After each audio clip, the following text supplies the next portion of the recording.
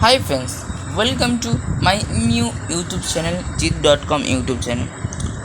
আগের দিন আমি যেই ভিডিওটি পোস্ট করেছিলাম মহেন্দ্র সিং ধোনি লাইফস্টাইল হিসেবে, আজ তার সেকেন্ড পার্ট এবং লাস্ট পার্ট এটি। চলুন তাহলে শুরু করা যাক। আগের দিনে পার্ট 1 ছিল, আজ পার্ট 2 এবং লাস্ট পার্ট। কিছুটা আসলে কি জানেন তো, সেটা হলো তার পেটের খিদে, নিজেকে প্রমাণ করার খিদে। আসলে অভাবী ঘরে ছেলে মেয়েদের কেউ পাত্তা দেয় না। সম্মান পাওয়ার জন্য তাদের এমন কিছু ম্যাজিক করতে হয় যা সাধারণ মানুষের কাছে বিশাল ব্যাপার হয়ে ওঠে।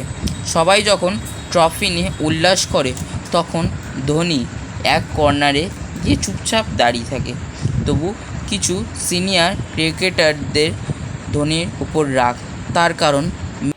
তার কারণ মিডিয়া ধোনিকে নিয়ে খুব মাতামাতি করে। সেই কারণে কি নিজে অবসর নেওয়ার জন্য দল থেকে বেরিয়ে আসতে চেয়েছেন ধোনি। তিনি দল থেকে বেরিয়ে আসার জন্য চাননি বিরাট মঞ্চ, শুধুমাত্র একটি সোশ্যাল মিডিয়াতে পোস্ট করে চুপচাপ বেরিয়ে এসেছেন নিজের দল থেকে। এক সাধারণ মধ্যবিত্ত পরিবারের ছেলে থেকে তিনি আজ ভারতের আইডল।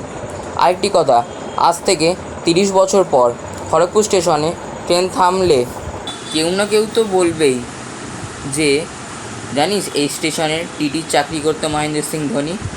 তাহলে আজ এইটুকুই, আবার দেখা হবে তোমাদের সাথে নতুন কোনো ভিডিওতে। তাই মহেন্দ্র সিং ধোনিকে 100 বছর হলেও কেউ ভুলতে পারবে না। চলো দেখা হবে আবার নতুন কোনো ভিডিওতে। আজকের জন্য বাই। লাইক করবে, কমেন্ট করবে ও সাবস্ক্রাইব করবে কিন্তু, এবং আরও নতুন নতুন কন্টেন্ট নিয়ে তোমাদের সামনে আসছি আমি।